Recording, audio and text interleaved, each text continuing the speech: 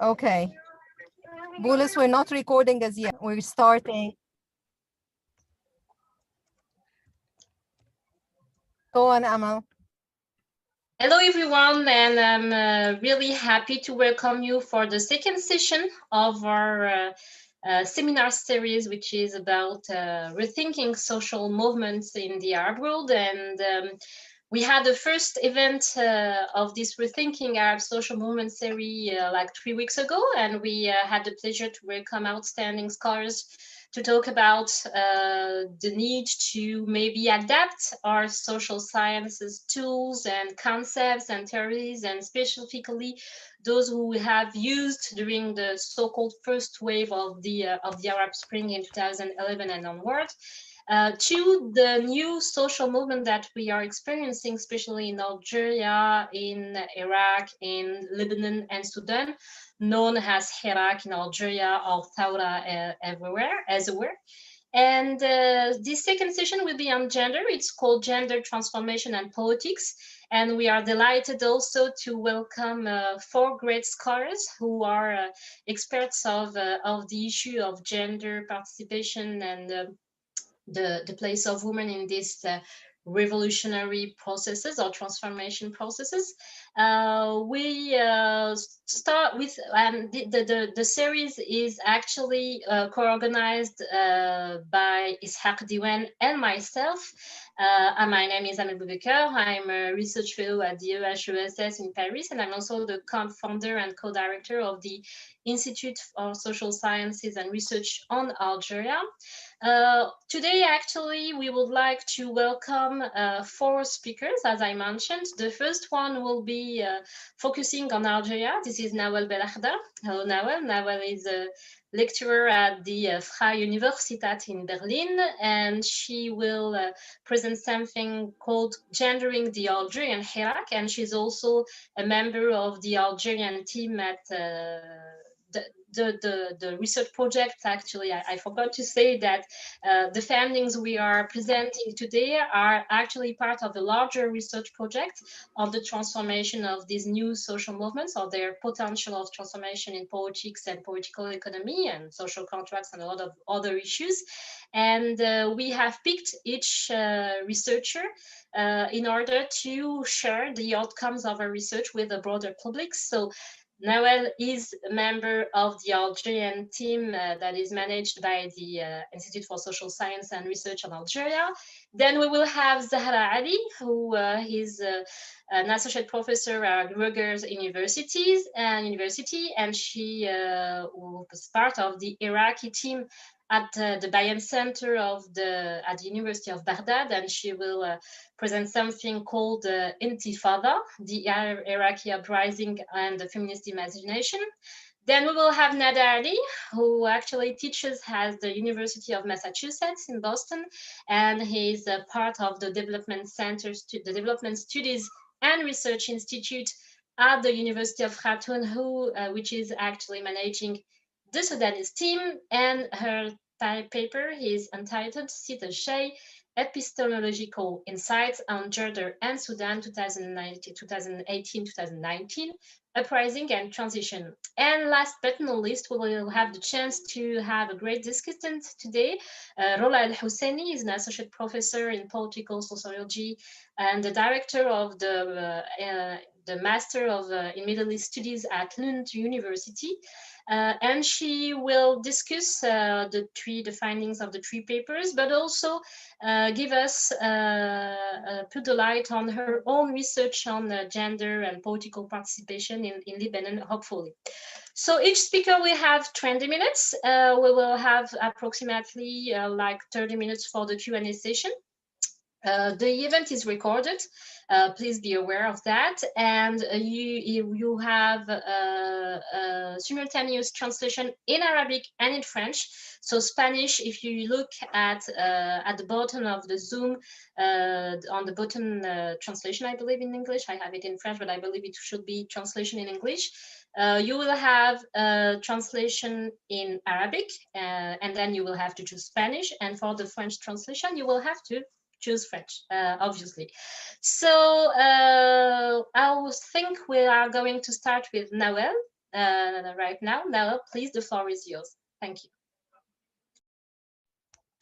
So thank you very much for the nice introduction, Amel, and I'm very glad to meet finally all our colleagues from the Iraqi, Sudanese, and Lebanese team. It's a pleasure to be with you, and I'm sure that we will have a lot of things to exchange. I presented a short presentation based on my research on the ambivalent dynamics that arose from the Hirak, the ambivalent gender dynamics that arose from the Hirak. And I'm looking forward to the debates. So the Algerian popular Hirak that is rooted in previous mobilizations and is situated at the crossroad of different temporalities constitutes a moment of rupture where gendered, class, ideological, and generational cleavages were questioned and constantly renegotiated. If after 2 years of peaceful mass protest, the Hirak did not manage to launch a proper transition process, and I think it's the case in other countries that we are all working on equally. So although we did not see a proper transition process coming out of the peaceful demonstration, in light of different authoritarian persistence strategies, I think that nonetheless, important transformations are taking place on the societal level. Indeed, moments of intense political mobilization induce, in a sense, transformation, but also renegotiations of norms and power relations between state and society, but also at the level of the society.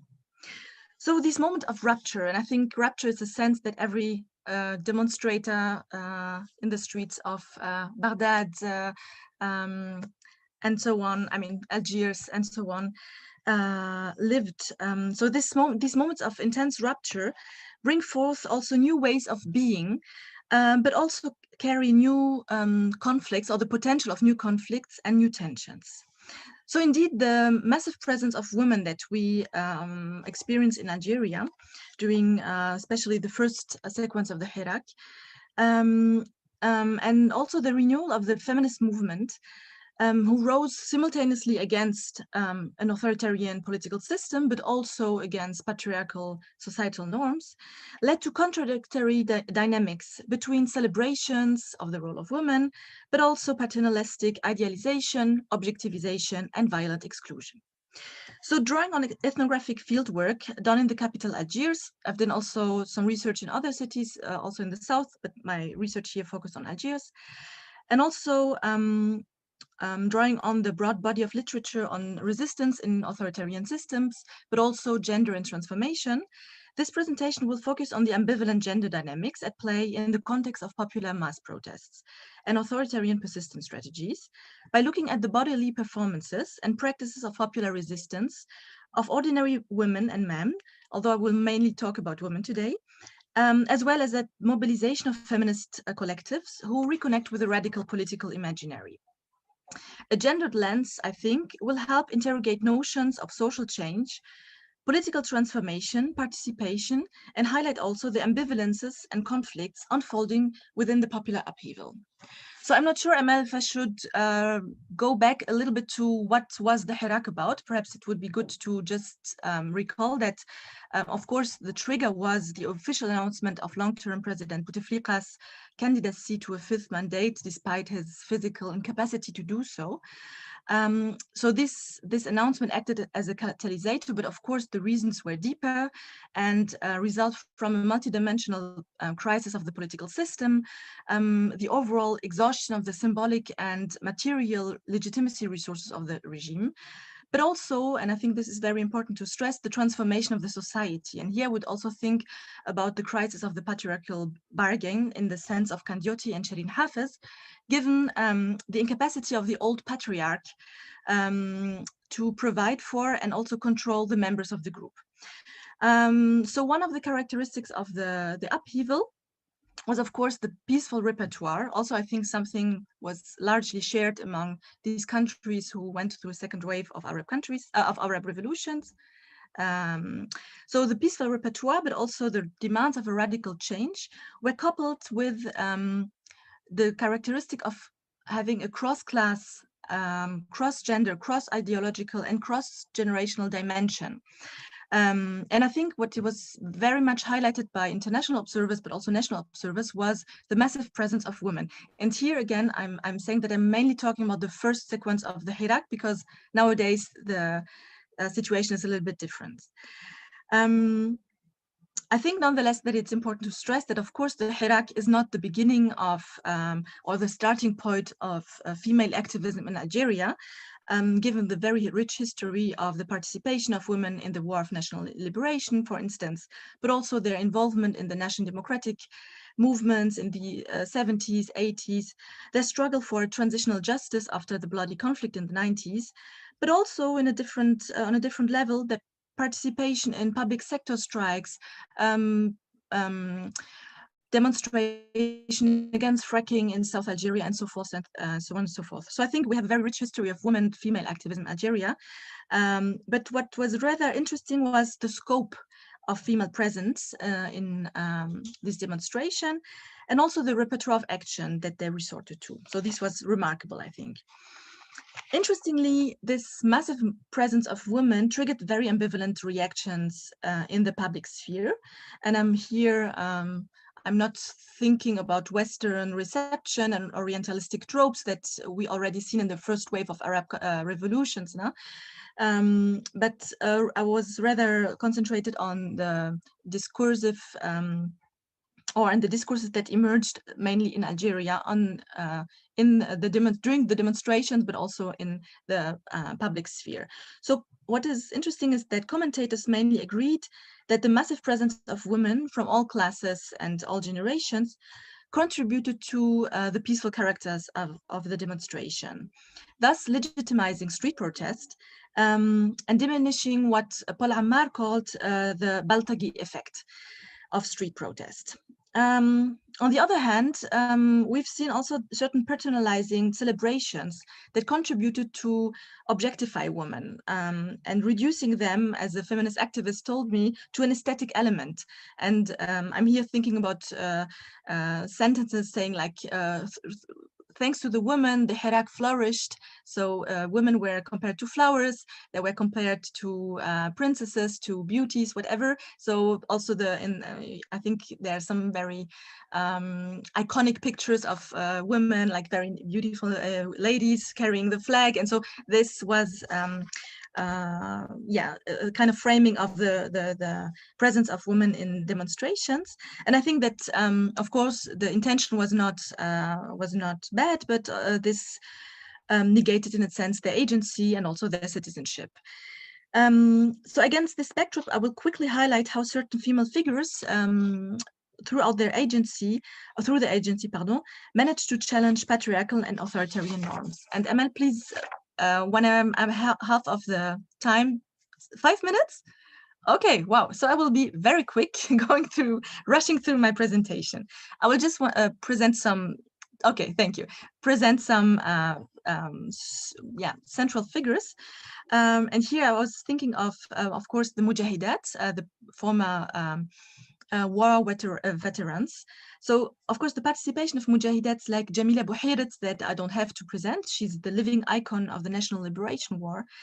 So her participation in the mass demonstration had a very high symbolic charge. On the one hand, representing the continuity with the revolutionary past, but also so thereby also legitimizing this anti-regime protest. And through her constant encouraging messages that she presented to especially the Algerian youth, I think she underlined the illegitimacy of the current regime, accused of having confiscated the struggle and the sacrifices of independence. So her presence was really strong and was also used by protesters as a moral compass, I would say. I mean, we can go into details in the discussion, but I would just name few figures. The other persons or the figures that were central, I guess, were the mothers of the Haragas. Haraga are these young people, mainly young persons, who crossed the Mediterranean Sea and in illegalized way. So the mothers of the haragas, but also the mothers of the disappeared, المفقودين. So those, in reference to those who have been abducted by the security forces during the bloody conflict in the 90s. So there are other cases of subversive female figures who challenge official discourses and narratives. So their mere presence in the Hirak, silent, showing pictures of their disappeared sons, in an attitude of sumud, recall the dramas of the country, the bloody conflict in the 90s on the one hand, but also the failure of the post-colonial regime to offer a dignified life and a future to generation of young people who prefer, as we say in Algeria, to be eaten by the fish rather than to live in this country. So their presence was, I think, a very strong symbol. I could also mention quickly that with the repressive turn, of course, certain political prisoners, female political prisoners, became symbols of this repression, but also, on the other hand, their lawyers, who are known in the microcosm of the demonstrators, became also symbols of resistance. Concerning repression, I think, of course, as I'm sure we've also seen in the other countries, there was also a process of gendering repression. So we've seen also cases of humiliating body search of female demonstrators, aiming, of course, at discouraging the participation of young women to the protest. And of course, here I'm thinking also of the situation that we've seen in Egypt back in 2011, where we had really a campaign against women in order to, deter their participation. But also, of course, cases of alleged torture and rape that was brought forth by a young student, Walid Naqish, who publicly, and I think what was very important, he really broke a taboo with this, who publicly admitted that he have been undergone sexual violence and rape during his time in prison. And I think this public the fact that he admitted this publicly really broke the taboo of the violated male honor. And I think what was interesting is that it was really discussed in several circles, and it also led to the creation of a committee against torture. I'll quickly continue with different types of political participation that we could observe during the Hirak. So I think it was interesting to see that the Hirak displayed different types of transgressive bodily practices and forms of formal and informal political participation by ordinary women, especially, or long-term activists. So these practices went from very simple acts of solidarity, mainly by housewives, like distributing food or fresh drinks to demonstrators, but also chanting and dancing in the public or on the balcony. I think what's really interesting that we always had a back and forth between the balcony, which is a semi-private space, and also the street, with the demonstrators encouraging the hajjas and saying, okay, hajja, you are encouraging us. So I think it was a very interesting dynamic that we always observed in this kind of situation. What was also interesting is that in light of the growing repression, women use their bodies to perform resistance. For example, when the Amazigh flag was the carrying of the Amazigh flag was prohibited by the former General Chief of Staff. So we've seen during the demonstration masses of women wearing traditional clothes, but also painting Amazigh symbols on their face, on their hands, on their bodies. That chanted in Tamazight and danced in the streets. And simultaneously, they managed to challenge the authoritarian system, but also patriarchal gender norms. In addition, there have been also cases of women, and especially artists, who animated debate circles in popular areas, and organized popular poetry performances in an attempt to reappropriate public space by chanting also, or by giving sense to one of the slogans of the Hirak: "This country is ours, we do what we want." So this desire of reappropriating public space was recalled by several interviewed female protesters who, in light of practices of intense solidarity, mutual protection among genders, and here I'm also thinking of cases where, of course, young men protected other women when there were like when the crowd was too crowded, but also cases where women in a sense protected the male protesters from the police. So we've seen this transgressive gender dynamics in a sense. And what my interviewees several times often told me, was that they felt a strong sense of liberation and a sense of belonging to a collective finally. And it was in a striking contrast to an everyday experience that was usually punctuated by sexual harassment or the sense of being excluded from the street, being excluded as a citizen by the regime, but also as a woman by the other bypassers. And I think it's interesting to think about this moment of rupture, the exception of the demonstration and the contrast it has in the everyday life. Yet, as a feminist activist pointed out, it was easier to be in the Hirak as a woman than as a feminist. And I'm Amal, I'm not so much, I don't have so much time, but that's why I will again rush to the part of feminist mobilization. I think what I would like to stress in my second part was that, as Nicola Pratt and Mahal Saeed underlined, that moments of upheaval, of course, and political transition create opportunities, but also challenges for women who seek to participate in public life and to demand their rights. And I think it's interesting that the Hirak undeniably contributed to the renewal of the feminist movement, where we've seen several links being fostered between different generations of feminist activists who were determined that this time their struggle won't be confiscated. Of course, this is a reference to the fact that after the War of Liberation, where women sacrificed their life and participated equally in the struggle, they have been relegated to the private sphere and also deprived of their rights by a very discriminatory family law that is still in the center of contestation by the feminist movement. So this idea of we want abandon is a kind of leitmotif of several feminist militants, activists. So of course, I could mention also the framing. So of course the feminists who organized a feminist bloc every Friday in the capital of Algiers, but also in other cities like Wahran, Béjaïa, were very clear that they inscribed themselves in a long history of struggle and resistance against patriarchy, colonialism, armed Islamist groups, and misogyny. They claimed the full gender equality and the abolition of the discriminatory family law.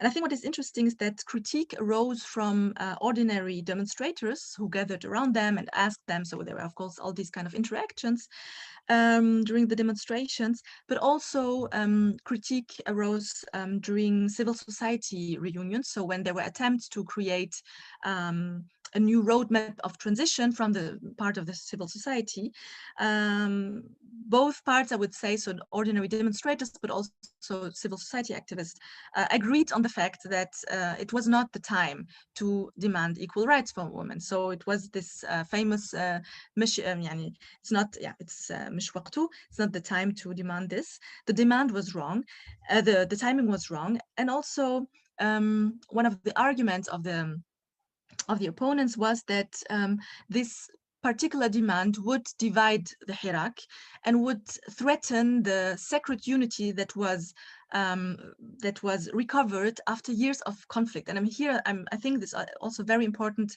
or interesting that we will have a conversation today between countries who are all post-conflict countries, and I'm sure that this also plays a role.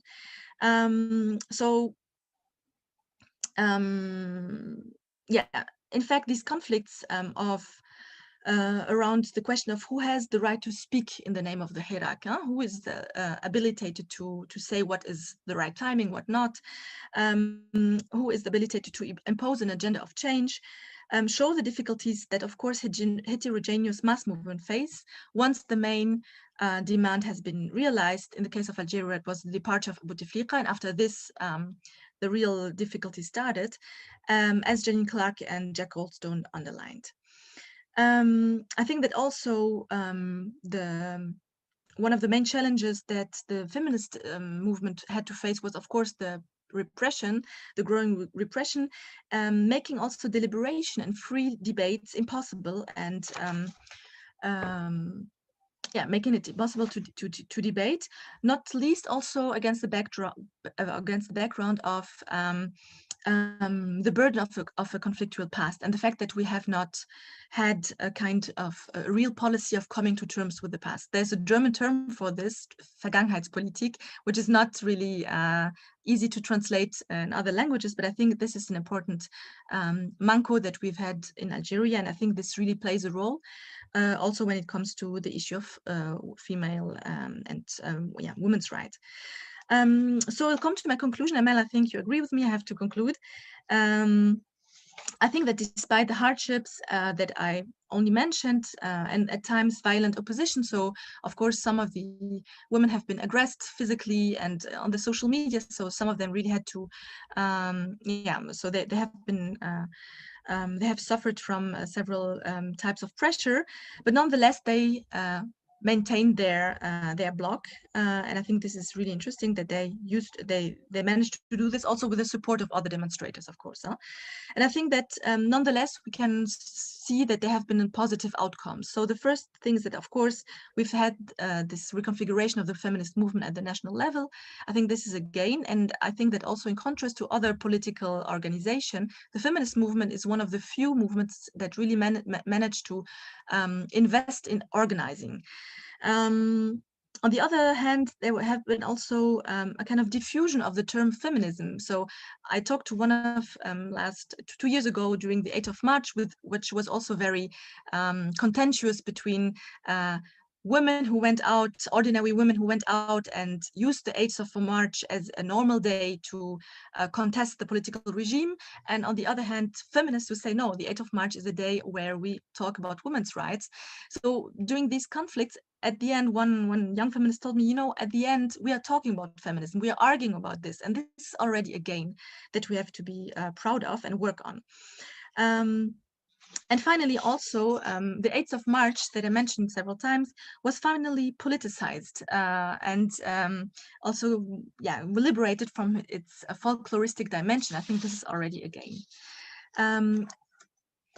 And I would say that beyond what I've mentioned already, we can say that all the women I mentioned, these figures, these symbols of resistance, of subversion, these normal, ordinary citizens who cook, who dance, who shout with men and against the police, they're all acting as a non-movement within this movement. And I'm here using the terminology of Asaf Bayat, who used the term non-movement in order to design non-collective actors who act collectively. And by this collective actions, by non-collective actors, norms are challenged and really renegotiated. And I think this is already a gain that we are seeing. So despite a sense of defeat, and I think here I'm talking from the perspective of today, where demonstrations are prohibited in the biggest cities of Algeria, in the east, in the west, in this capital. So in light of a sense of defeat and frustration and deep frustration, I think it would be good to take a step back and to think about what do we take out of this reflection. I think that by looking at the dynamics of the Algerian uprising, and especially by taking a processual approach, meaning that we also have to conceive the current uprising as a long process and inscribe it into a longer temporality. And I think that it's also important to take a heuristic perspective that looks beyond the regime level and beyond what we call regime change. It gives us a broader understanding of agency is and of what agency can be, and what change means. In order to yeah, to grasp the changes at the level of subjectivities. And I think this is something, especially in dark times where we might be despaired. I think it would be important to also focus on the level of subjectivities and look at what's changed at the level of this, because it might also inform us on the long-term effects citizens might have with themselves, among themselves, but also with the political, le politique, with the political issue. So yeah, I think I will stop right now, and I'm sure we will have a lot of things to discuss. So thank you for your attention. Thank you. Thanks a lot, Nawa, for this very interesting analysis of the contradictions, the tensions, and sometimes the contradictory dynamics between a female political identity that may look like new because this is a new movement and everything is to be invented. And on the other hand, you mentioned the feminist bloc, a historical political identity and the difficulty to impose that upon people who may not want to politicize their participation. And you mentioned what can be what interesting lessons or new political phenomena we can observe from these tensions.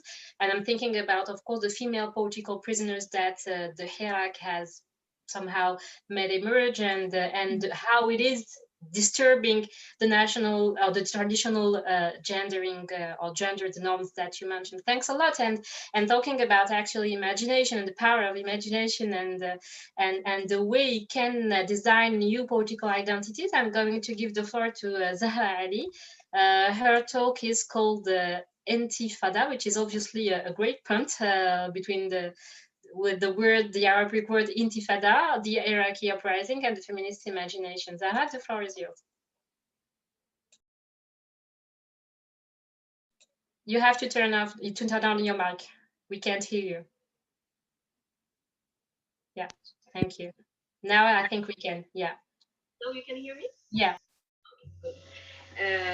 I'm gonna take off the headphones.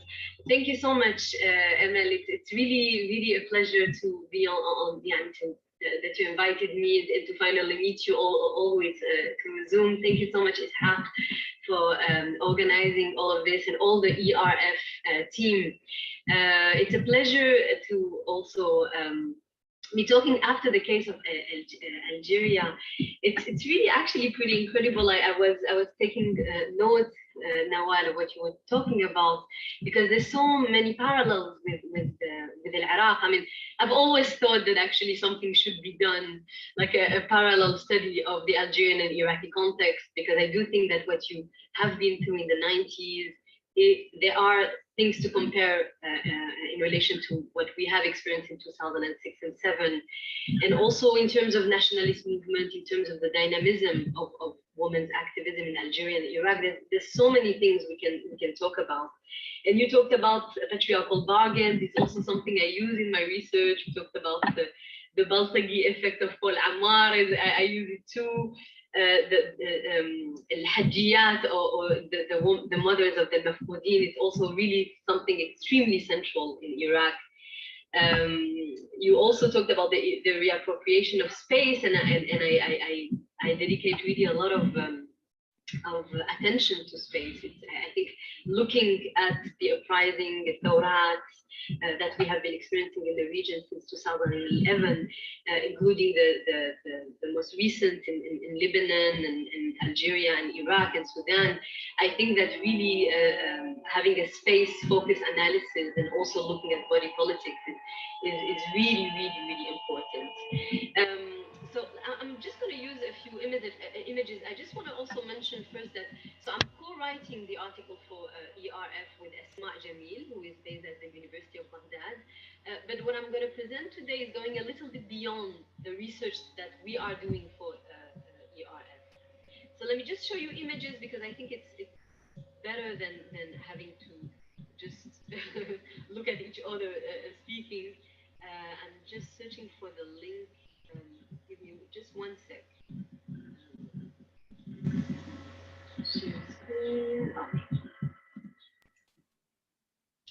I think we can hear something.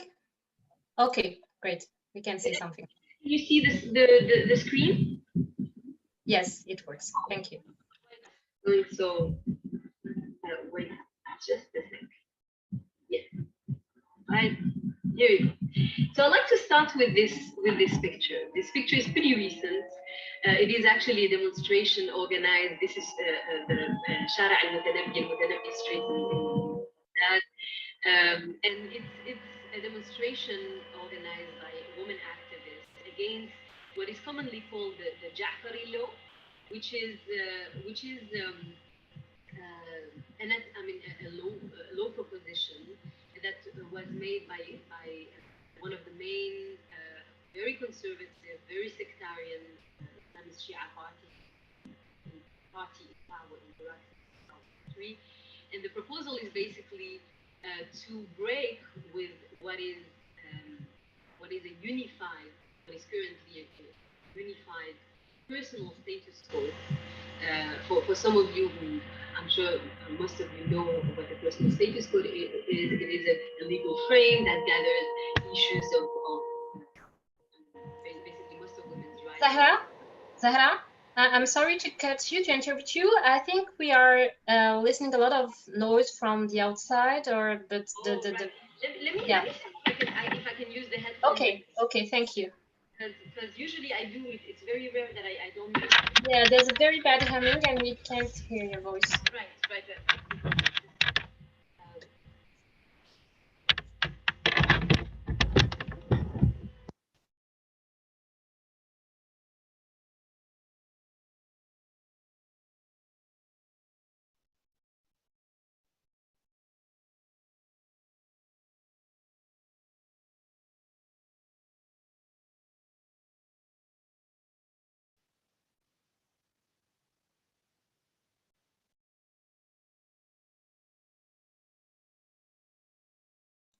No, I'm sorry, we can't hear you.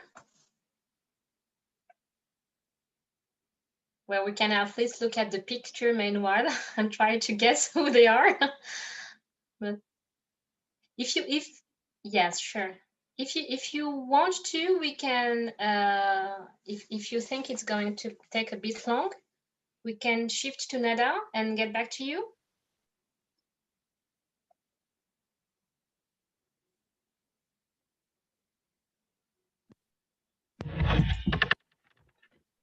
Try one thing. Yes. Now it's good. If you can speak loudly, that should be good, I believe. So now you hear me. Yeah. It's just. Right. But we still have this humming actually in the background. And now do you? Maybe you can just do it without the headphones because we can't hear you now. No, not at all. Okay. I'm so sorry. It's really the first time that this happens to me. Yeah, let's go ahead this way, and if you can speak loudly, maybe we can try to. It's much more important for the translator actually to hear you well. Right. I'm really sorry. Okay, I'm going to try to speak very loud. So I was talking about this mobilization against what I would call the sectarianization of the personal status quo. And I think it's important to start here because it's also important to recall that actually after 2003, so after the invasion and occupation of Iraq, the very first protest, civil society protest was organized in post-2003 Iraq, was a woman protest. And it was actually a protest against the sectarianization or what we call in Iraq, for example, Lebanon قانون الأحوال الشخصية. And I mean, the personal status code so far is based on Sunni and Shia jurisprudence. It's not a perfect, of course, frame of right. It's on the contrary, it's pretty patriarchal. It's really normative in terms of gender and sexuality. However, it's a fair code, and one of the very first, let's say, legal reform that was attempted after the invasion of Iraq by the political elite that came with the American invasion was to sectarianize the personal status code. And this it's very central because we really see how much issues of gender, issues of sexuality are imbricated with issues of statehood, citizenship, nationhood, and as well, of course, religion. And I think this is a very powerful example of that, right? That the system that was put in place after 2003 by the US-led invasion was not only a sectarian system, but it was what actually I often use the term used in the context of Lebanon by Maya Mikdashi, which is to describe this regime as a sectarian regime, a regime based on sectarian division, on ethnic, religious, and sectarian division, but also very fundamentally a regime that is also based on sexual division, right? So I mean, there would be so much to say about women activism, the history of women activism in Iran. It's a very rich, very diverse history. So I will just say that since 2003, women activists have been, let's say, struggling or in between two different, or facing two main, let's say, obstacles. On the one hand, living in a country where very basic services, where state institutions have been destroyed, where actually a sectarian political fragmentation is affecting their everyday life, from accessing to electricity and water, to the right to education, to the right to healthcare, etc. And on the one hand, you also have what I call the NGOization of women activism, right? Which is also the case all around the region, where at the same time you have a country that is being bombed, and on the other hand you have US aid and UN money to implement programs of women empowerment and democracy campaigning, right? So feminist activists and more generally, I guess, women activists who work in the humanitarian, in the social, at the social level as well, have been very pragmatic since 2003 in dealing with the situation, in being at the forefront of let's say, more of a grassroots activism, and at the same time dealing with these network of funds that shape and that also limit to a certain extent the activism. And what I think that has really changed the whole deal here is the emergence of social movements and civil society protests. So it started a very long time ago. I would say that the very first major protest movement was in 2009, and then we had another movement in 2011, and then we had a massive movement in 2015 where women's rights activists participated. But really, I think that what we call commonly Thawra Tishrin or Intifada Tishrin, it's the same term that is used also in Lebanon, has really changed a lot, because I think that first of all it pushed many activists, let's say, outside of their NGOi's comfort zone, right? And it articulated issues of women in relation to more structural issues. And this is where I guess feminist analysis is very essential, where we analyze how gender is structural, how there's a relationship between the structural, the infrastructural, I would even say, and women and gender. So this is a picture of Sahat al-Tahrir in Baghdad. I'll just share another picture of, so kind of in a way that is similar to what Nawal described in Algeria, in Sahat al-Tahrir, in also main squares all around the country. People have been occupying these spaces, reappropriating these spaces, creating their kind of utopian miniature society where people meet, people negotiate a new social contract, people also offer all kind of services, right? So basically provide new state forms, also celebrate art, explain, and that's very interesting in a sense, because there's also a blurring of the lines between what actually is political, in the sense that you have a demands of let's organize new election, let's etc. So demands that are political in more in a strict sense of elections and let's say political parties, etc. And you have at the same time demands around the rights to have curly hair. So and that I think theoretically and politically is extremely interesting because it's a redefinition of what political means, right? And so in terms, I mean, theoretically, I engage very much with notion of production of space of Henri Lefebvre. I analyze the uprising as a creation and production of imaginary, material, and discursive space that is really alternative to the dominant military, capitalistic, privatized. We are losing you a bit now, Zaha. We are losing you using your voice a bit. But... Right. Do I have to repeat what I just said, or? No, I think you can go ahead, but speak loudly, specifically, yeah, for the translators. Okay, I'm very sorry about that.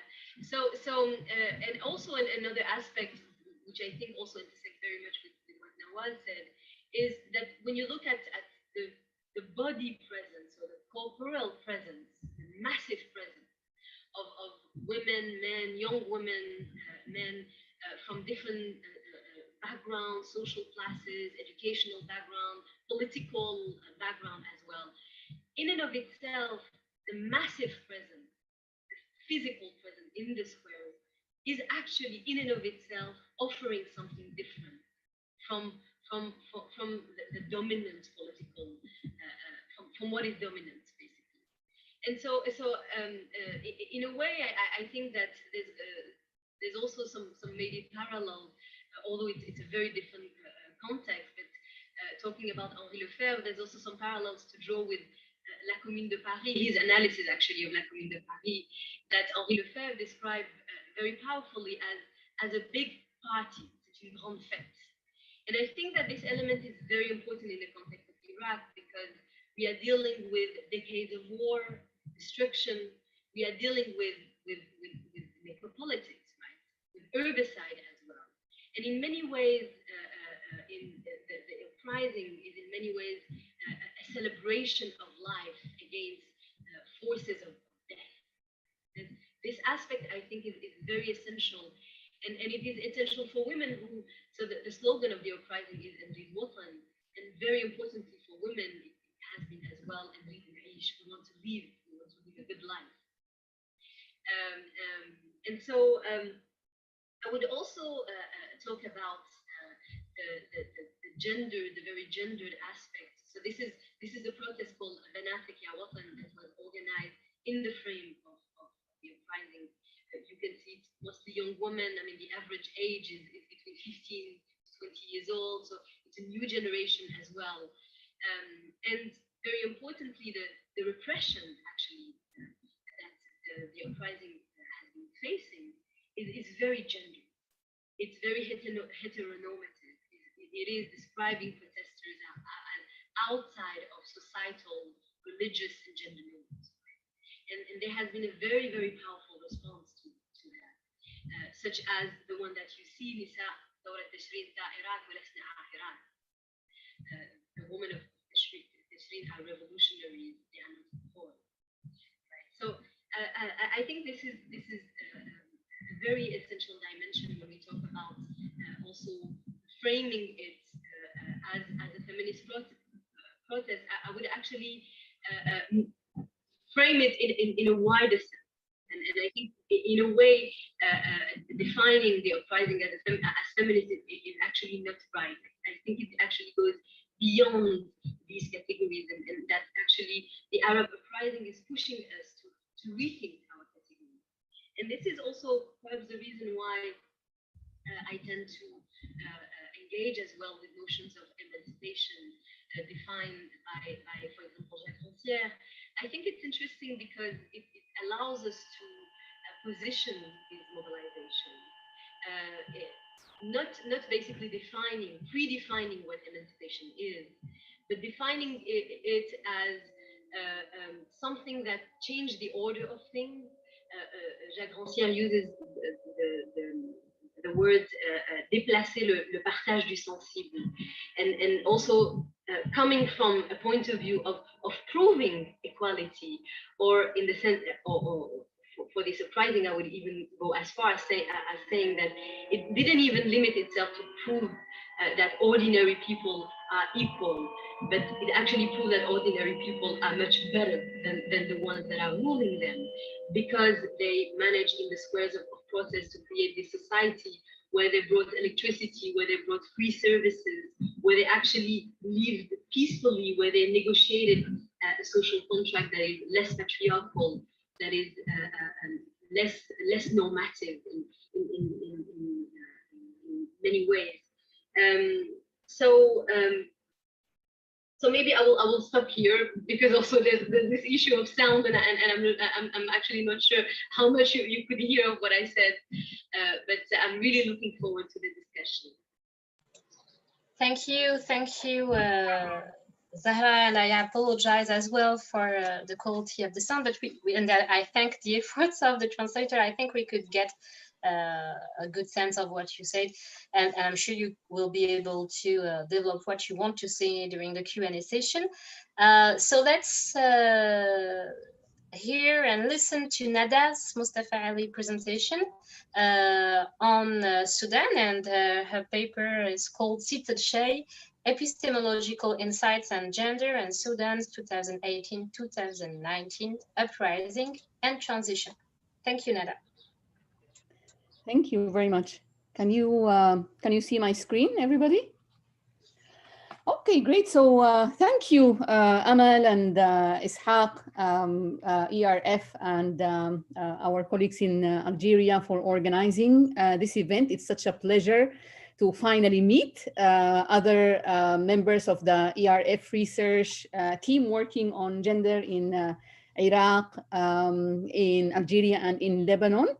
It is really wonderful also to follow both Nawal and Zahra's really fascinating presentations about the research that they are carrying out. And I think, as Zahra said, there is so much overlap, I think, across the region. And the same applies to Sudan as well.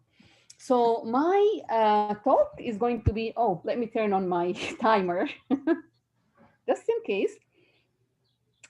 So my presentation is entitled, as Amal said, Sit al-Shay. Sit al-Shay means the tea seller in Arabic. And, I will be focusing on tea sellers rather than one tea seller. Obviously, I think about this social group as a community. And obviously, many of the tea sellers in Sudan they played an important role in the recent uprising, but they're also organized in a 27,000 strong organization. In my talk, I'm going to start with definitions. I'm going to talk about the background on Sudan briefly, and then I'm going to talk about new epistemologies. And I have really placed the new between two inverted commas, because I think that what we are trying to articulate actually draws on literature that has theorized previous forms of activism. These continue to be relevant today. And then I'm going to share aspects of the research that our team in Sudan has carried out with a specific focus on street vendors and women farmers. I want to start by acknowledging the members of the team. Those include Sausan Musa Abdel Jalil from University of Khartoum, Najla Abdel Wahid, who is a gender advisor in South Kordofan and a farmer, as well May Azzam, a PhD student at Beirut University, and Asjad Abdel Mun'im, who is a medical doctor based in Port Sudan. And obviously, as Amal mentioned earlier, this is collaborative research, which is, in my case, sponsored by both the Economic Research Forum and the Development Studies and Research Institute at the University of Khartoum. I wanted to start with definitions because both Amal and Ishaq asked us to do so. I think, and I'm going to very briefly define epistemology, feminisms, and gender. Obviously, some of these terms are quite contested in the whole region, including in Sudan. But by epistemology, I'm referring to our theories of knowledge. It's they help us define, they shape the way we define who is entitled to produce knowledge, who is a legitimate knowledge producer. Feminism is, I think about feminism as a set of political ideas and ideals that are constantly evolving. I am using the words of Alison Jagger here, but I think that this is a broad enough definition, because we should talk about feminisms rather than feminism. And also gender is a social and cultural construct. It's the social and cultural construction between, the differences between the sexes. It is the features that our communities allocate to its male and female members. It's a power relationship. It's obviously a relation of power as well. Importantly, gender gender alone does not shape the experiences of women in Sudan or elsewhere. Obviously, gender intersects with other aspects of difference, such as race, ethnicity, social class, different ability, and other aspects of difference. And in that way they shape our experiences of subordination. They shape our strategies for resistance, and they also shape our privilege. And and I'm not going to talk extensively about intersectionality, but I want to note that at present, and following the uprising in particular, there is an increased interest amongst women activists in Sudan with this theory, which was, which reflects actually, a body of thought that emerged, from within Black, or African American women's activism in the United States, but it also, reflects similar or parallel thinking elsewhere, that predated the coinage of the term intersectionality in 1989 by American legal scholar Kimberly Crenshaw. The quotes that I have on the screen are from a series of op-eds that were published in Sudan in a newspaper following the publication of 3 booklets discussing ways in which Sudanese, the former regime could engender a constitution-making process that it started in 2011, 2012. And the title of the series is Gender, is it heresy, conspiracy, or promiscuity? University of Khartoum as an example, because these booklets were launched at the University of Khartoum. I'm sure many of you know something about Sudan, but it is a country which is based in Northeast Africa. So it is part both of the Arab world and of the African continent, obviously. It has a rich ancient civilizations. It obtained political independence from Great Britain in 1956. And until 2011, it was the largest country in Africa. That's when South Sudan seceded. The population in Sudan is between 42 and 47 million. It's a very diverse country in terms of languages, in terms of religion, in terms of livelihoods across the country. It is one of the least developed countries in terms of human development. It ranked as a number 170 out of 189 countries, and gender equality is rampant within the country as well. Importantly, structures, institutions, and power relations sanctioned the exclusion and inequality between regions of Sudan since we obtained our political independence. And obviously, this process has been gendered. So women had been affected by the power relationships that resulted in the exclusion and marginalization of vast populations since we obtained political independence in distinct ways, which I'm not going to discuss, obviously, during these 20 minutes. Compared to other countries in the region where the 2 rounds of uprisings happened, Sudan experienced 2 uprisings or revolutions in the past. In 1964, it experienced the October Revolution. Women were active within this uprising, and it resulted in some changes in family law and so on. And then in 1985, again, the Sudanese people took to the streets to overthrow a dictatorial regime. And again, there was a short period of democratic rule, which was obviously, and the democratic government was overthrown by the Inqaz regime, which came to power in 1989.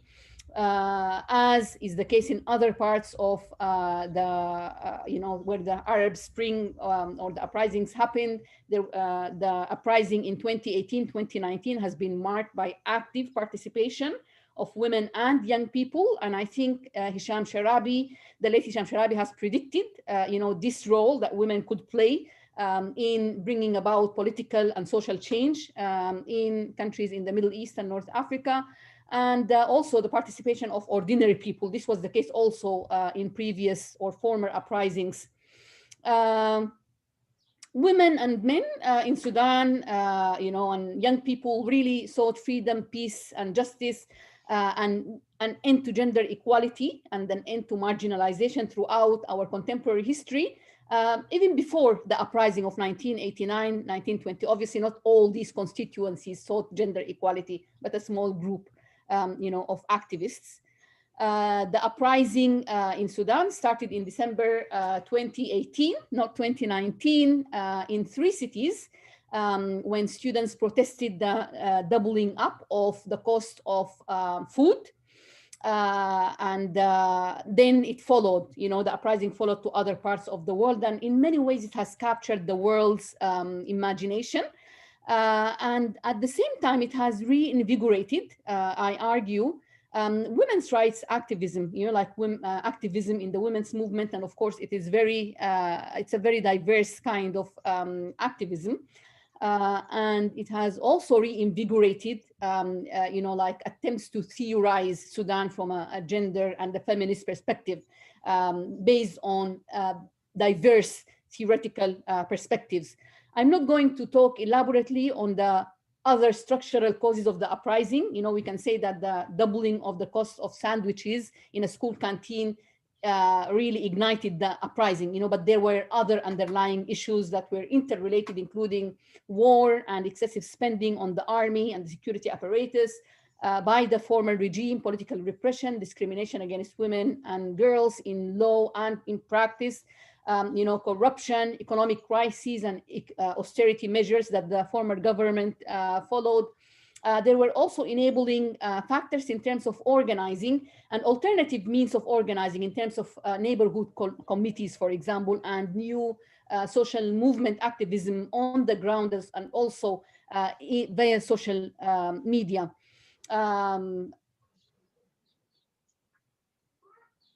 A sit-in took place in Sudan between the 6th of April and the 3rd of June. And this sit-in actually took place at the headquarters of the Sudanese armed forces, as was the case in Egypt. And as our colleagues told us, this was described as a utopia on earth by many commentators, including by activists. Activism happened also in exile. And I think that this is one of the new features of the current round of uprisings, because many people were forced out of the various countries in the region due to oppression, due to war, due to other reasons, environmental degradation and famine and so on. And these populations formed communities abroad, and they organized and they participated in meaningful ways in the uprising. And then, on June 3rd, this sit-in was actually dispersed forcibly. There was killing of protesters, disappearances, obviously, rape and suicide of victims of rape, various women, young women who were raped actually committed suicide afterwards. And this was just one, phase of the various forms of oppression that took place in Sudan during the regime, the Inqaz regime's time. Women participated initially as Sudanese citizens, so they were part of the uprising, جزء من الثورة. And they did not necessarily, at the beginning, raise any concerns regarding gender equality in a future Sudan. They did not necessarily use, like a feminist or feminist perspectives to engage with Hirak in Sudan. However, after the signatories of a certain charter started negotiating with Bashir's security committee, the women, I think, realized that there were not that much representation of women, at least even at that level. And so women actually organized a demonstration at Maidan al-I'tisam, at the headquarters of the Sudanese army, demanding the participation of women. Having said that, I think the meaningful ways in which women participated in the uprising were distinct as well. So women did not only participate in the protests themselves, they also actually used Zagruta, to start to initiate the protests every day, before the overthrow of Bashir. Women continued to practice politics of care through preparing food and distributing it widely amongst the protesters, as we will see later when I talk about the actual research that took place in Sudan. I am not going to talk about the, some of the achievements of that women, obtained as a result of the uprising, and also the challenges involved. Maybe this will come up at the discussion, but I want to focus on one form of women's organizing and the role that a specific constituency of women played in addressing, in the uprising and its aftermath. And, this is a list of some of the women's organizations and movements that were active in the protest and afterwards. There are, women's NGOs, the NGOs that Zahra mentioned, but there are also movements that are organized around, a desire to transform Sudan. And again, even within this body of organizations and movements, there are different ideological leanings.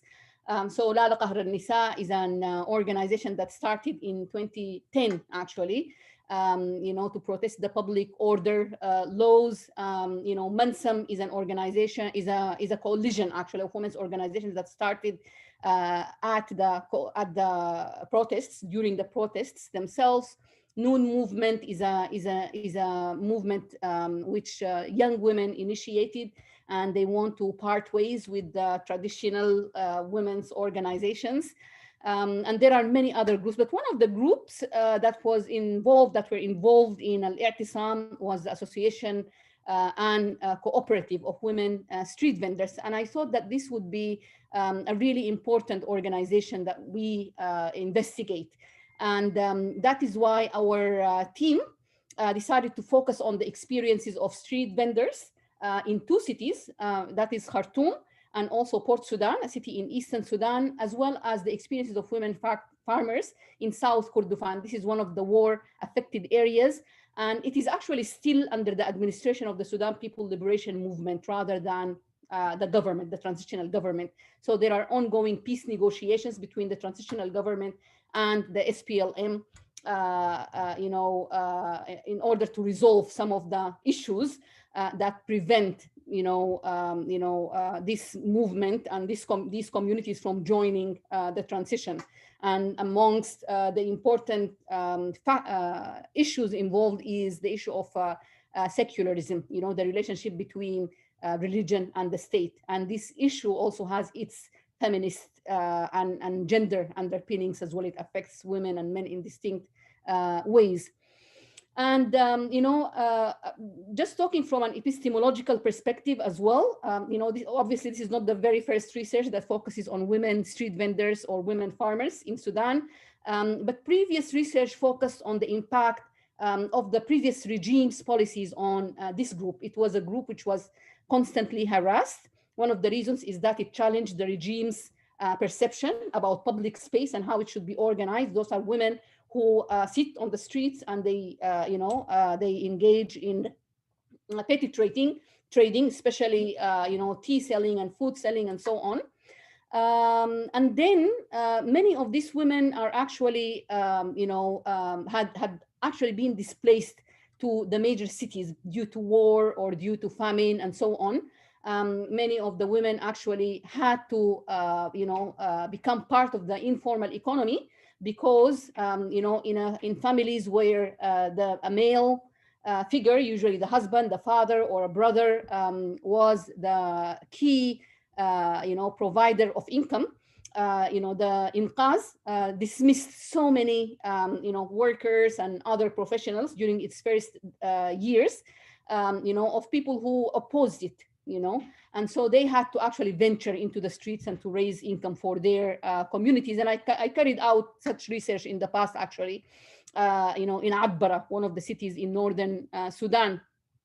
And so, again, women farmers in South Kordofan play an important role, not only, in contributing to household, like food security, but as part of, the process actually of ensuring, again, subsistence for the whole community, for a whole community that is affected by conflict. The research involved interviews and focus group discussions in Port Sudan, Khartoum, and in the Nuba Mountains, which is part of South Kordofan. On the left, there is a photo of women taking part in women farmers actually taking part in a focus group discussion in Kordofan, in South Kordofan. And then on the right-hand side of the screen, we see women, street vendors actually, in Khartoum North, also taking place in the focus group discussion.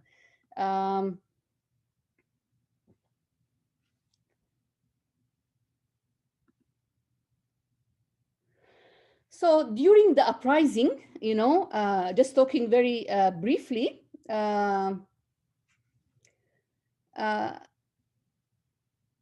many of the street vendors actually took part in the sitting. Okay, many of the street vendors who sat at the Nile Avenue, for example, took part in the uprising and in the sitting. They actually prepared food for massive numbers of protesters. Awadiya Mahmoud Kuku, the founder of the cooperative union of women food sellers, said that she distributed 10,000 free meals per day, obviously with the support of, various actors. To quote her, this is Awadiya at Maidan al-I'tisam. I went to Al-Qiyada and joined the sit-in. I stayed there until it was dispersed. The first day I went there, I addressed the protesters. I asked for support from a civil society organization, and they donated food ingredients. I started cooking and preparing food for protesters. Okay, so I have 3 minutes left. During the sit-in,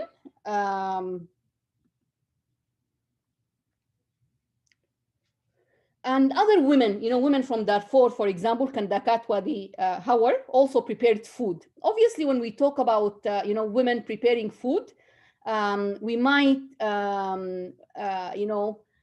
reproduce existing division of labor, right?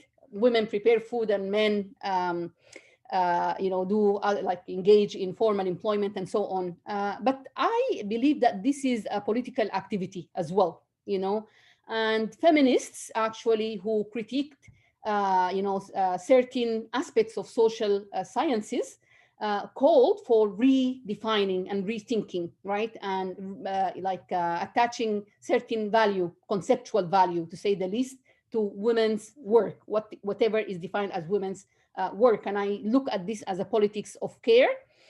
These women, obviously, through sharing food, also shared their experiences, dreams, and ideas for a future Sudan. And they were part of a language of solidarity that developed at Maidan al-I'tisam as well. This did not only happen at al-I'tisam. Gisma is also a tea seller and a group of young people who raised funds to support, communities and individuals affected by the rise in the prices of medicine, was a meeting point for activists, actually, at the time. And she was invited to cut the ribbon when they actually built an emergency room for children at Jafar ibn Auf University. Again, this is Awadiya, the same woman who was presenting food at Maidan al-I'tisam. She is attending some of the meetings of Mansam, one of the women's organizations. She wants to be part of the Legislative Assembly, which is yet to be formed. And what I would like to conclude with is that collaborative in-country, intergeneration, and multi-country research, is really important. This process is important in its own right, bringing us together. It's important to involve researchers from different regions of each country, but also those in the diaspora. We argue actually that the uprising opens up possibilities for working collectively for social change and transformation, but it also offers possibilities for rethinking and strengthening our thinking about knowledge production. An intersectional perspective is important, and it is also important to obviously engage women farmers, women in the informal economy, not only as participants in the economy, but as political actors in their own right. Thank you very much. Thank you, Nanda. Thank you for this very educational presentation, and thank you also for the way you put the focus on how ordinary people can engage in ordinary politics in extraordinary times.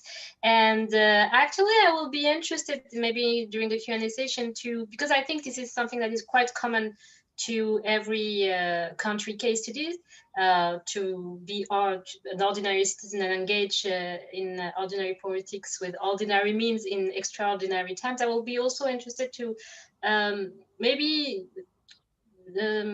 check or try to understand if the movement itself does not burden these ordinary people with too heavy responsibilities, as soon as political times are not that much extraordinary anymore. So especially as you mentioned, transition. So now we have the pleasure to have Rola Al-Husseini as a discutant. It's not an easy task, especially as Rola was not aware about, she doesn't know in deep the presentations and the research of our presenters, but I'm sure she has been able to pick up some interesting things, and maybe also to draw parallels with her own research on Lebanon. So Rola, please. Thank you very much, Amal, and thank you, Ishaq, and the team at ERF for inviting me. I'm going to start with a presentation on Lebanon. I have to start by saying that I greatly enjoyed the three previous speakers' presentation. I learned a lot, and I expected to see many similarities with Iraq, but actually noticed a lot of parallelisms between the three cases that were presented and the country that I work on, namely Lebanon. Now, a caveat here, my research is usually about formal political participation, not about the Lebanese uprising. However, I'll be presenting my observations on the Lebanese uprisings through a reading of the local and international media. Let me start this presentation. Okay. What is happening here? I'm sorry, I'm having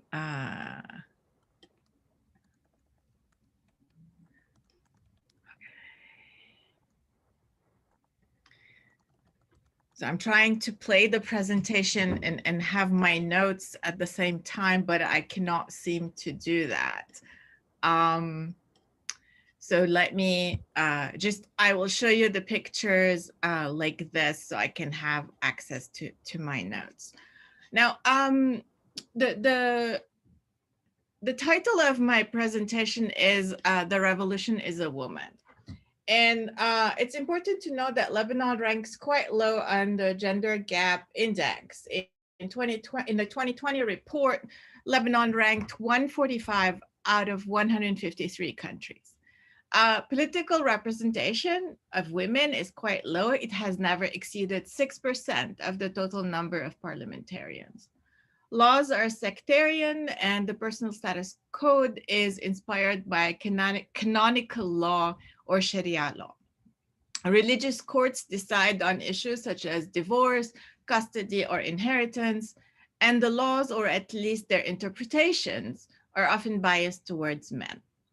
In a comprehensive review of more than 400 legal judgments issued by religious courts, a 2015 Human Rights Watch report on Lebanon's personal status laws found, quote, a clear pattern of women from all sects being treated worse than men when it comes to accessing divorce and primary care for their children, so also custody issues.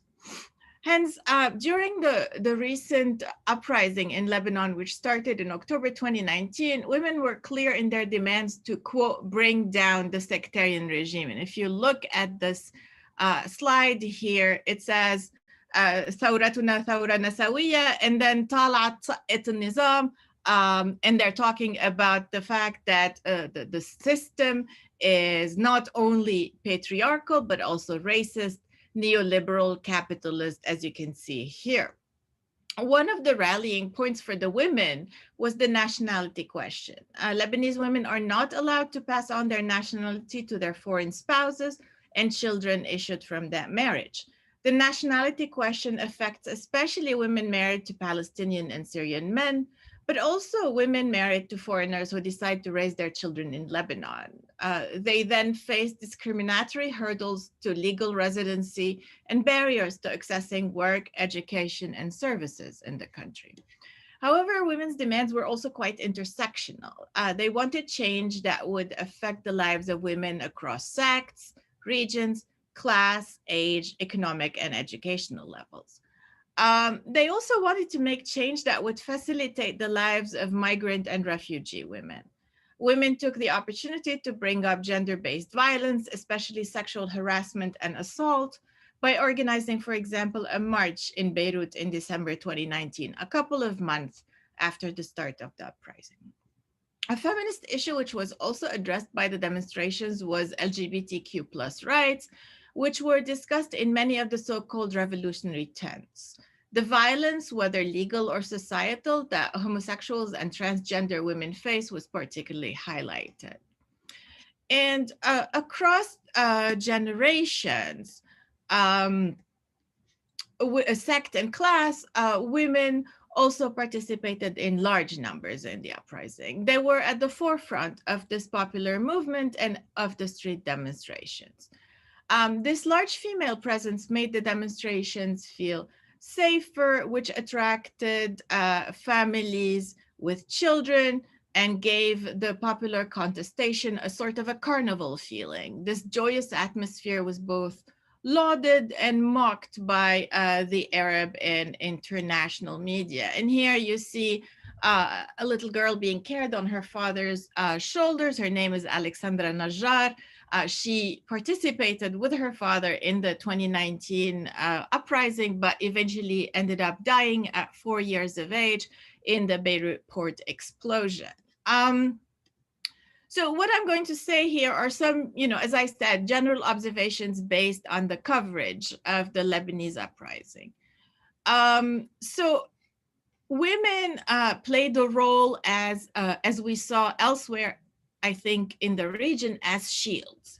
They were the providers of peace and security. Not only did their bodily presence give a feeling of security for families with children, but they also protected the men with their bodies. We saw several instances of women surrounding men to diffuse tensions. They wanted to ensure that the demonstrations did not become violent and give reason for the former warlords who are in charge to instigate a new civil war. They also wanted to make sure the security services would not get to the men. And here they were playing on notions of chivalry and the sort of inviolate character of women that is often inculcated into Arab men, but I think is now disappearing. They also wanted to make sure that the Thawra, as I said, remained peaceful, even when faced by the provocations of the so-called Sulta thugs, the government or para-governmental thugs. And here we have an image that I wanted to share with you which presents women as strength. They use their bodies in unexpected ways.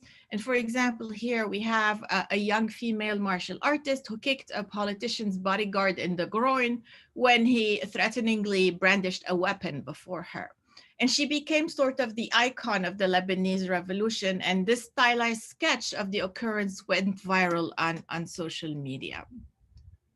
Women were also objectified. They were seen as sexual objects. And this sexual objectification was especially clear in the case of this Saudi newspaper, Awqas, that talked about Lebanese babes and published pictures of beautiful women who looked like they were having fun protesting.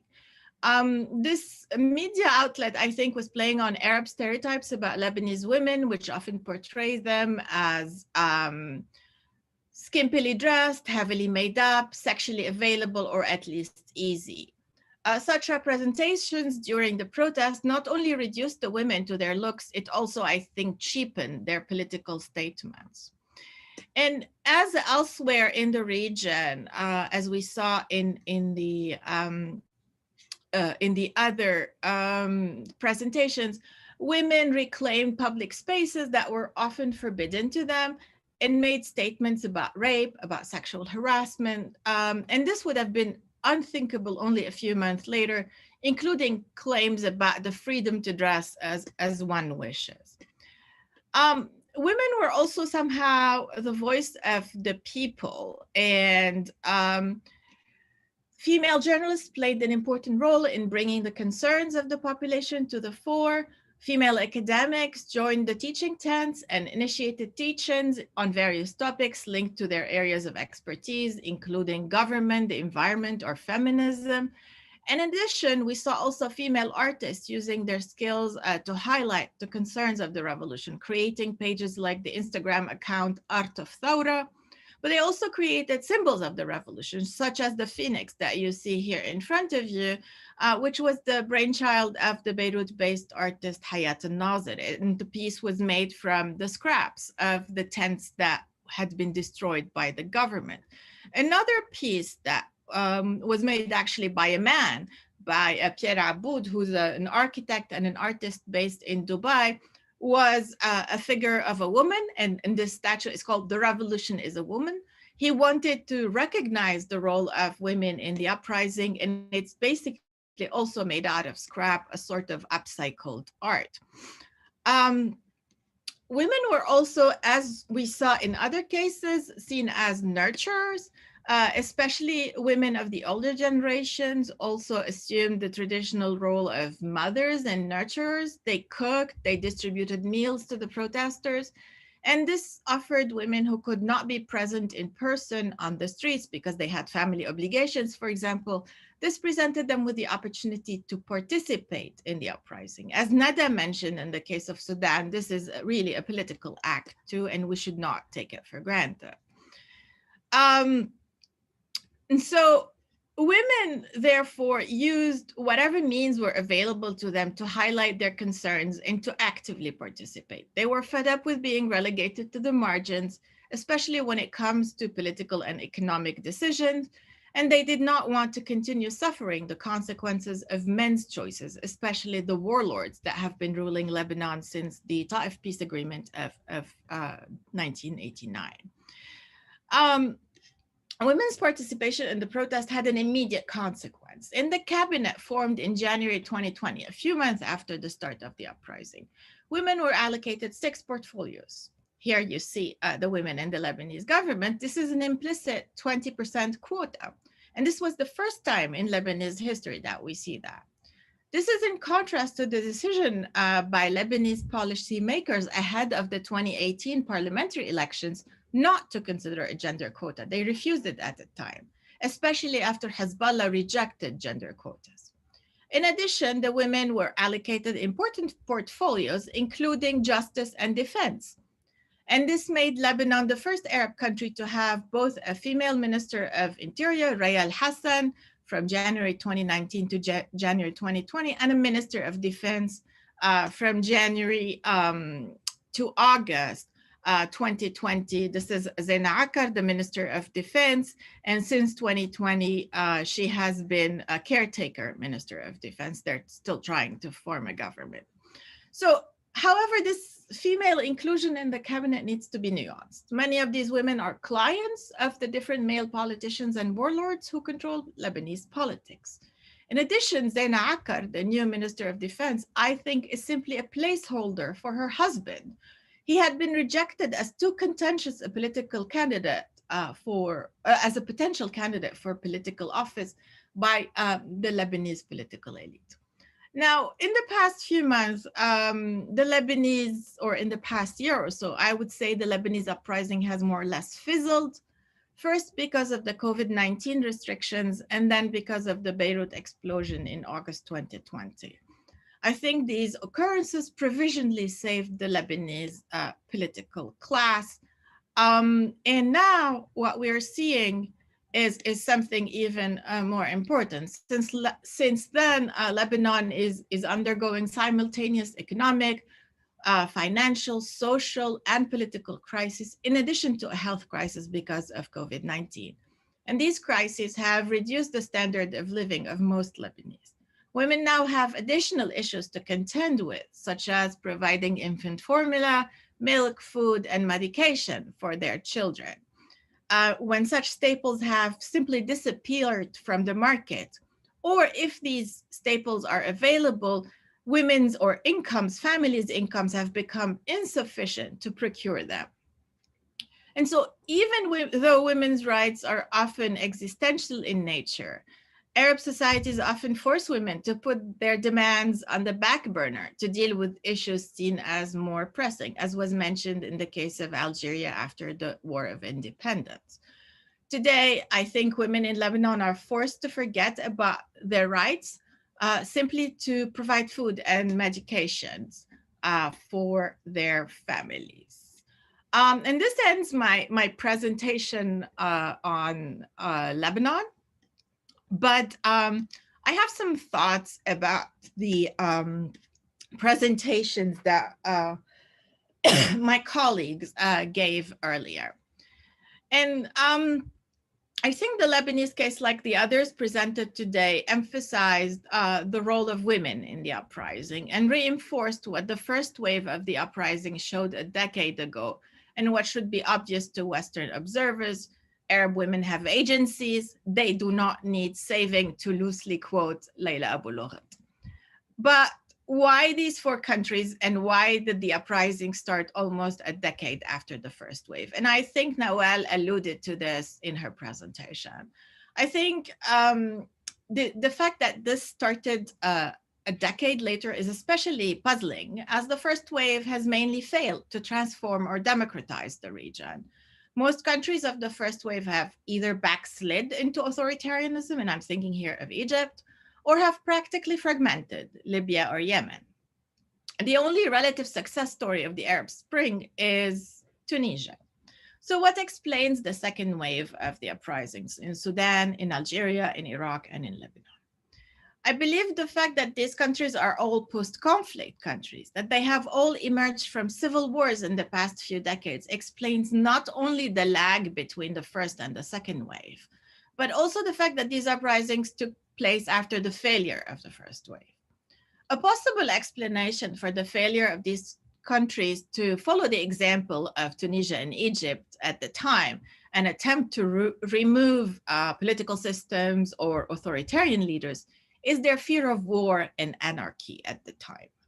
Having lived through many years of turmoil, they preferred, quote, a century of tyranny to 1 year of chaos, to loosely quote Ibn Taymiyyah here. However, after almost 10 years of degrading political liberties and services, this left the population without a choice. They could take a chance and succeed in overthrowing the dictator and taking their country on the road to democratization, like Tunisia, or they could fail and become a failing state like Libya or Yemen.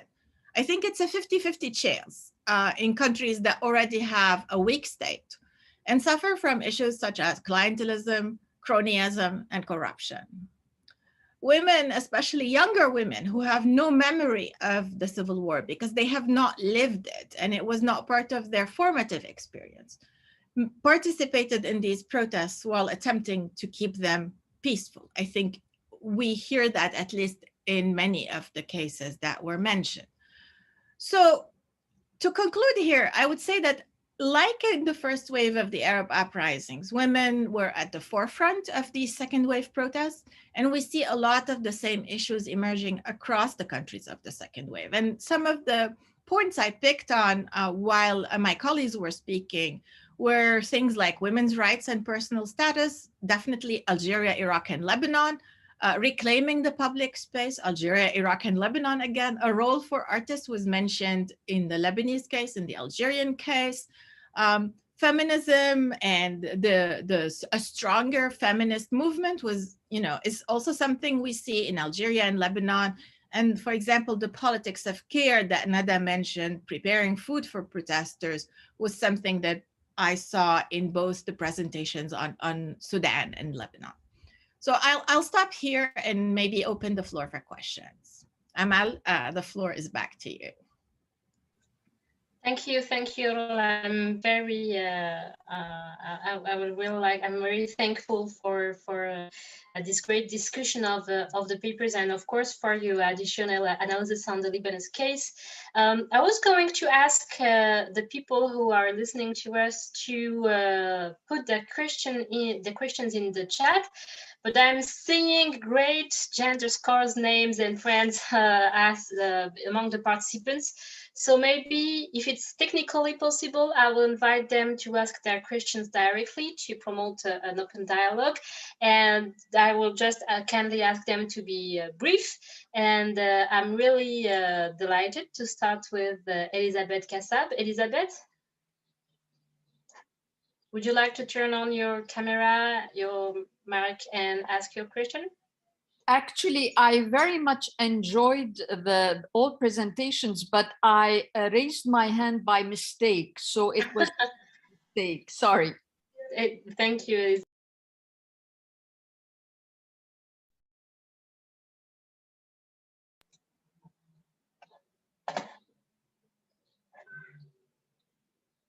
Salahuddin, Nasser Boulenoir. Would you like to ask a question?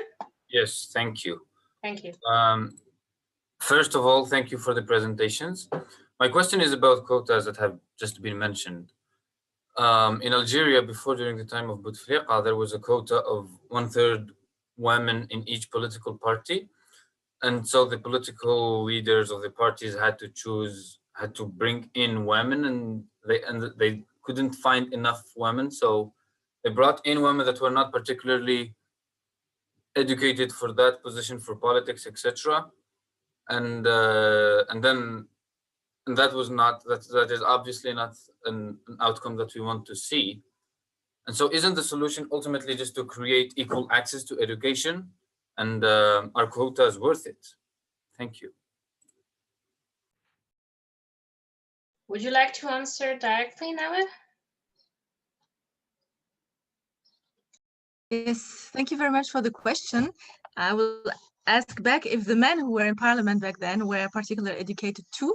I mean, I think we have to understand this issue of quota also from the perspective of state feminism on the one hand, but also from the perspective of clientelist relationships. So I think the women who went to the parliament or who were elected in the parliament back then were part of, political parties that were very close to the ruling regime.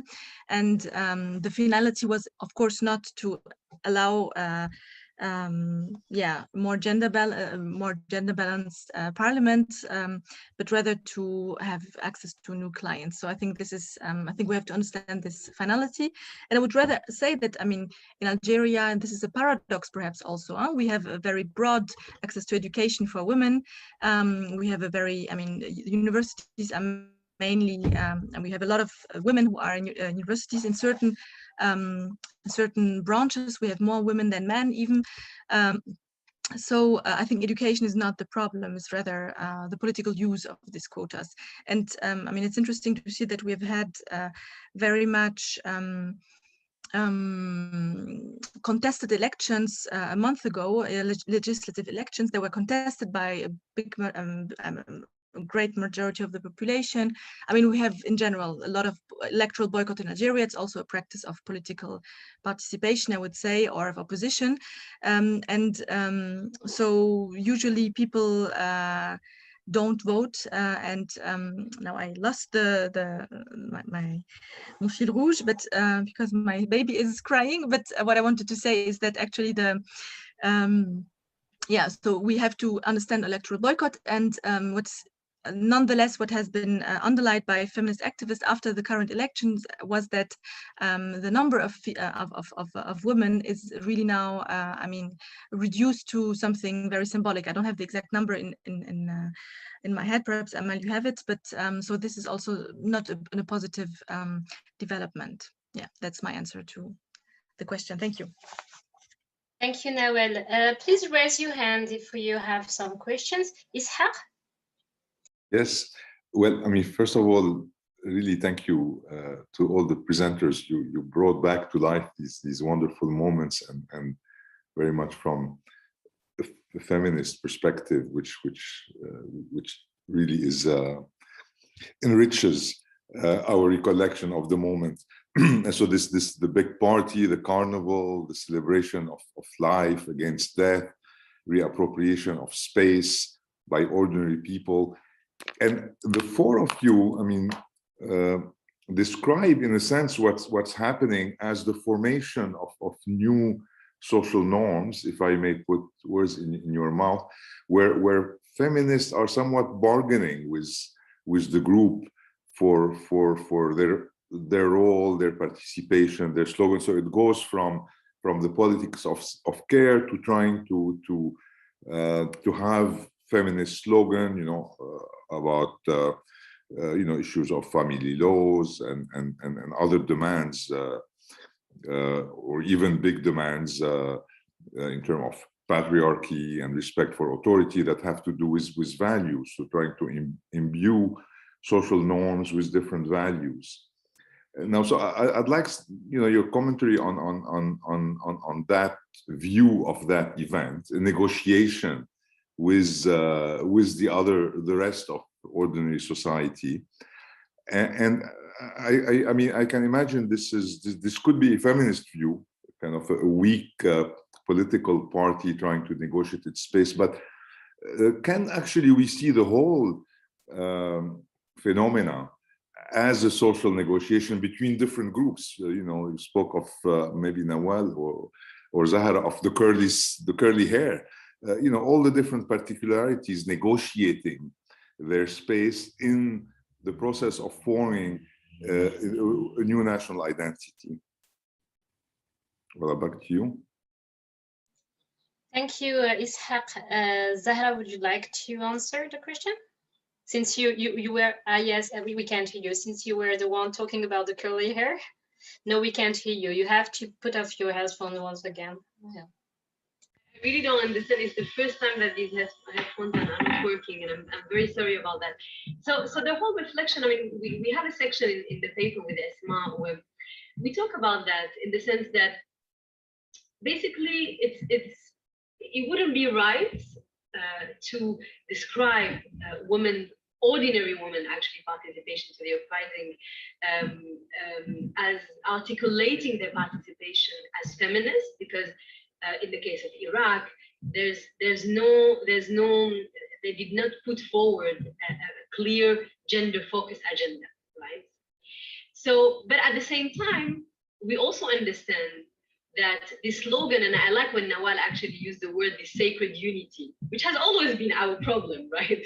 Since the emergence of nationalist movements, this idea in Rid Watan, and we all align, you know, behind kind of one slogan, becomes also very problematic. However, it is a testimony of, if you I mean, the interviews we have conducted, Esma and I, of especially young women participating in the uprising, I mean, they were justifying their participation as we are coming to actually honor shuhada, like the martyrs of the process. So this is where I really think that necropolitics is a very important aspect.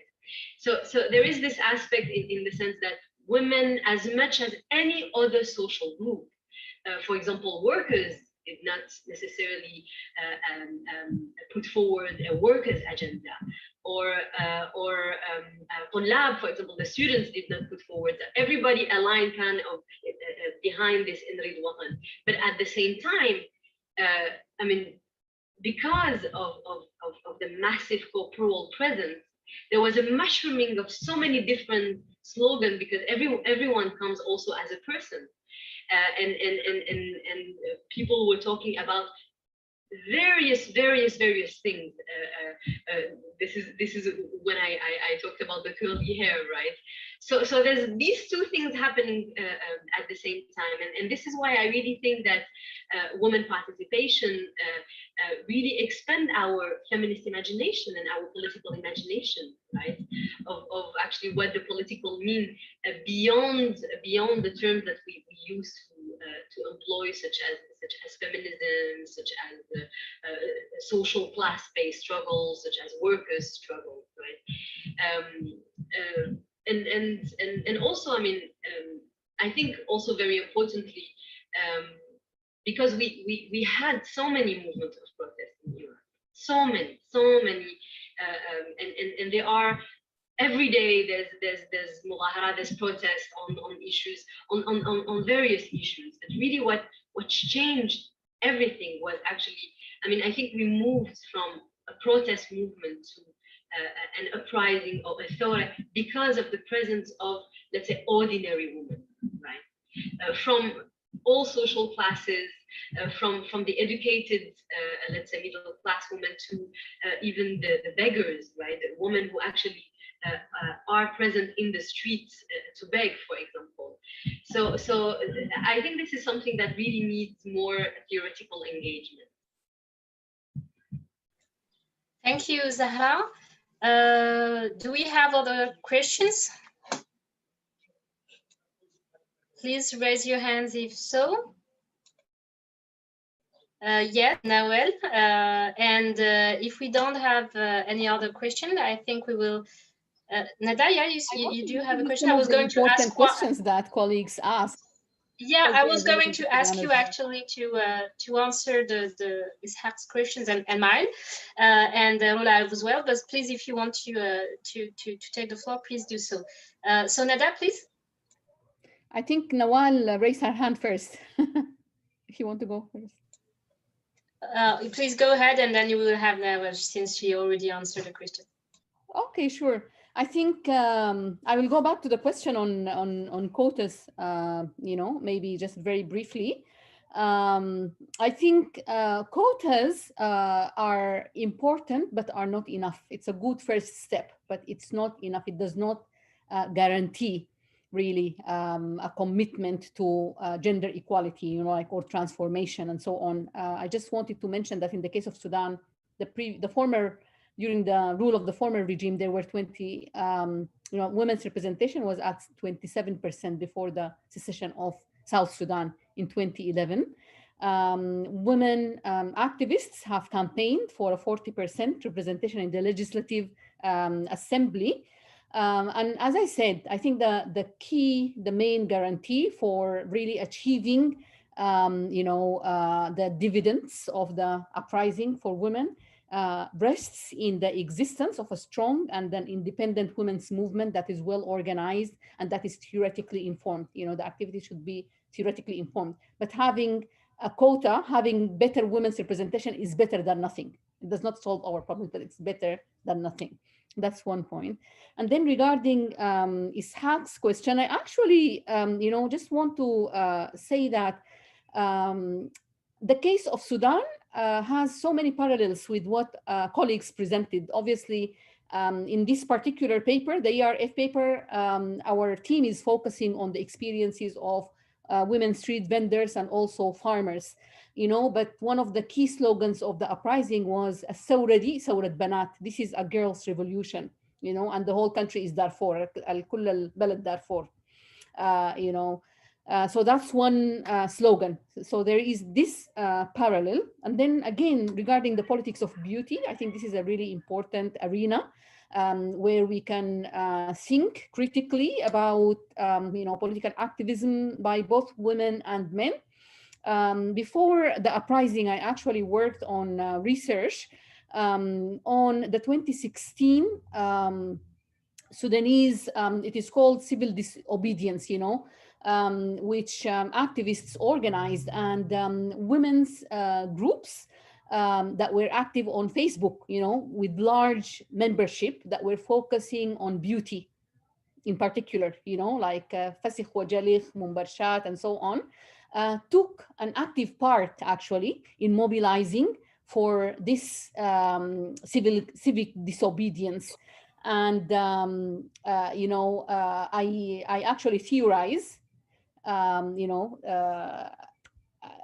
the politics of beauty in that particular paper, and this is part of my ongoing research as well. So, the title of the paper I published out of that research, one paper, is Nairat or Tairat, glamorous or revolutionary, and I call for challenging this binary opposition actually, but I'm not going to go into that here. That will be fascinating. Nawal, please, you wanted to ask a question?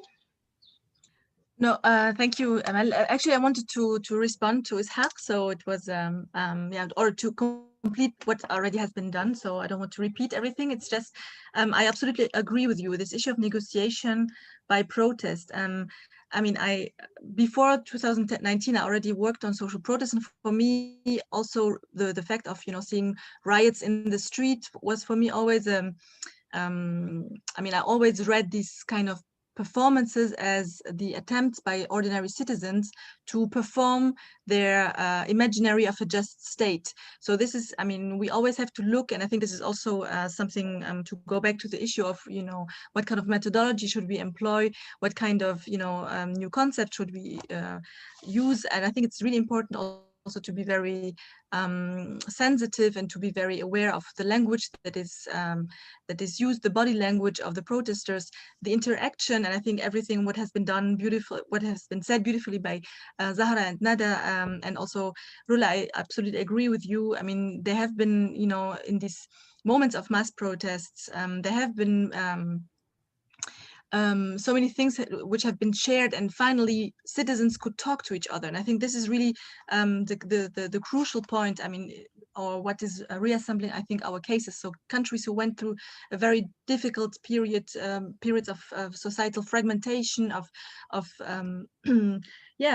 fratricide violence, and I think suddenly people were, at least for a certain time, and because it was limited, but they were able to talk again to each other, to look in each other's eyes, and this is perhaps what you also said, Ishaq, to negotiate with each other the country that they want to imagine.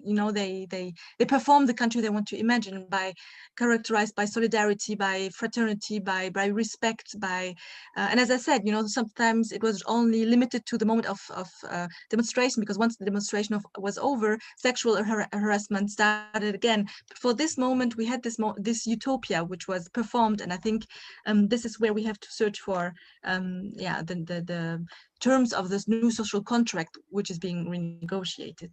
And perhaps if I can add just a remark, because I was really fascinated by all the presentations we heard today. And something really struck me also in Nada's presentation when you talk about the Zaghrouta. I think we also should be very attentive to the non-verbal sounds, because in Algeria it was the same. We had, when I recall the moments of demonstrations, we had I would say a hegemony of very deep voices, young men chanting football songs, and also very, very deep. And I think women only had the chance to be heard when they made their zaghroutas, which is in Algeria. I mean, Algeria also, the zaghrouta has a very long tradition also of opposition. When we look back to the War of Independence, and you perhaps all know the Battle of Algiers, this beautiful film where you hear, the zaghrouta as also as a way to affirm its identity identity against the colonial oppressor. So, I mean, there's a whole history around this this issue. But I was very happy that you mentioned this, Nada. Thank you. Thank you, Nawal. Rola, would you like to say a word?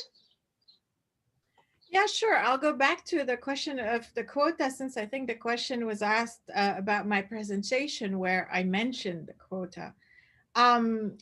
Something that has not been mentioned is the idea of symbolic representation and what has been called the politics of presence. Women have to be present in these important political positions because it's important for younger women to see them in these positions. It's important for people in general to see them in these positions. They have to prove that they're good at what they're doing so other women can eventually get elected. So even if it was, what was it, the Parlement de Coiffeuses in Algeria at the time, I still think it was not a bad idea to have a quota for women and to bring this issue to the fore. So I'm all for the quota. I don't think it's the be all and end all of everything. I don't think it solves the problem, but at least, especially the men get used to the idea. And if you look at quote unquote, the most powerful country in the world, the United States, and if we see the fact that they don't have a quota, but the number of women in Congress is quite limited, you see that even in countries where we have education, which are supposedly all for gender equality, etc., we don't have parity between men and women in political institutions. Thank you. Thank you, Lola.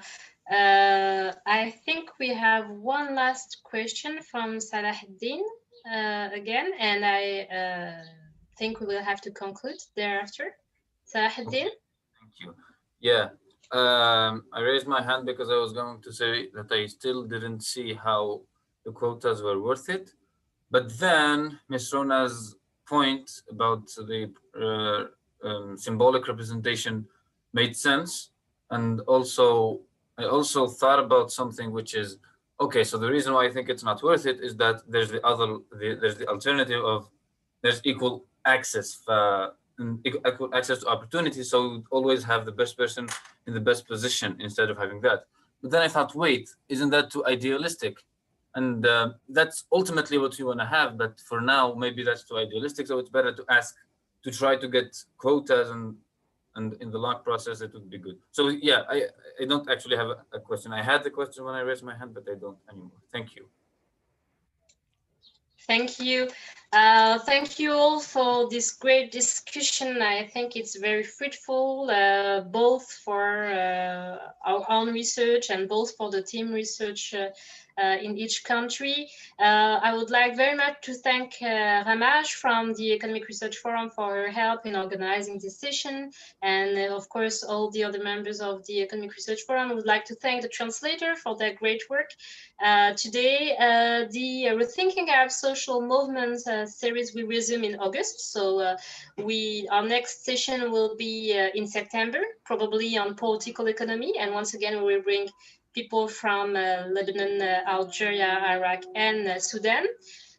So I will let you know when and with whom. And I thank also Ishaq for having organized this with me. Please stay in touch. We will advertise the event on the Israel social networks and elsewhere. And I hope this will be also the start of other collaborations. I have seen that there have been some exchanges in the chat between researchers, so that's great. Thank you. Thanks you again for your presentation, and see you in September for another session. Thank you all. Thank you. Bye-bye. Bye-bye. Bye-bye.